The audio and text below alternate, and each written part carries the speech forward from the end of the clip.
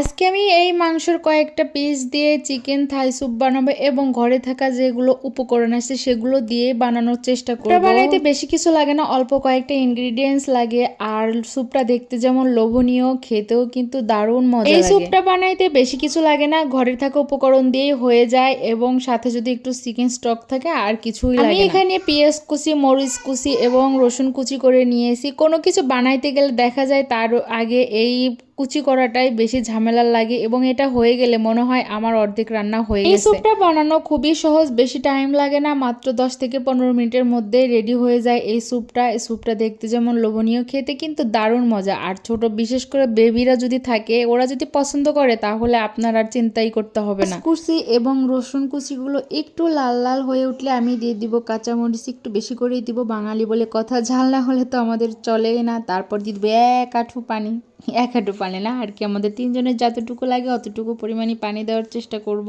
এখানে আমি পানির সাথে লবণ দিয়ে দিলাম, কারণ স্বাদের জন্য তো লবণ দিতে হবে। আমি প্রথমে এখানে মাংসের টুকরাগুলো দিয়ে দিলাম, কারণ মাংসের টুকরা যেহেতু একটু শক্ত বা সিদ্ধ হইতে একটু টাইম লাগে, তাই আমি প্রথমেই দেওয়ার চেষ্টা করলাম এবং সাথে চিকেন স্টকটা দিয়ে দিলাম। চিকেন স্টক দেওয়ার পরে আমি এখানে আদা বাটা দিব একটু বেশি করে, কারণ এখানে স্যুপ বলে কথা, স্যুপে একটু আদার ফ্লেভারটা থাকলে একটু ভালো হয়। তারপরে আমি রসুন বাটা দিয়ে দিলাম, তারপর ঢেকে দিব সিদ্ধ হওয়ার জন্য 10 মিনিটের মতো। একটু টাইম লাগবে চিকেনটা হয়ে গেলেই কিন্তু আমাদের মোটামুটি রান্না প্রায় কমপ্লিট। আমি এখানে থাই পাতা দিয়ে দিলাম, এটা অপশনাল, দিলেও চলবে, না দিলে কিন্তু স্বাদের কোনো হেরফের হবে না। এটা আমার বাসায় ছিল তাই আমি দিয়েছি। মাংস পিসগুলো তুলে নিচ্ছি, কারণ মাংস পিসগুলো আমি ছোট ছোট টুকরা করে আবার দিব।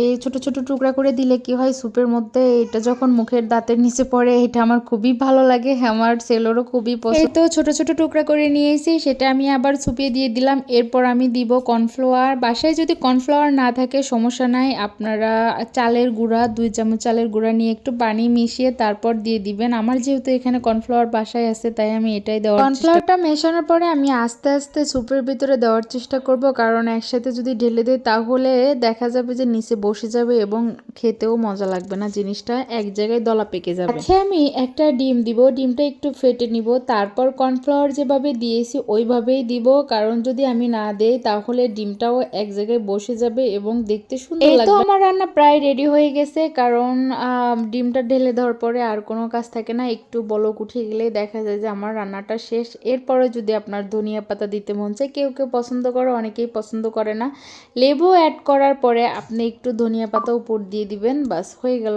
আপনার চিকেন থাই স্যুপ। আমি সাথে লেবু অ্যাড করে দিলাম, লেবু অ্যাড করলে দেখা যায় স্যুপের মজাটা অন্যরকম লাগে, যেহেতু ঝাল হয়েছে তো লেবুটা অ্যাড করার চেষ্টা করেছি। এবার টেস্ট করার পালা, অবশ্যই ভালো হয়েছে, দেখতে যেমন লোভনীয় হয়েছে, খাইতে অনেক মজা হয়েছে। ভিডিওটা যদি ভালো লাগে অবশ্যই পাশে থাকবেন। আল্লাহ হাফেজ সবাইকে।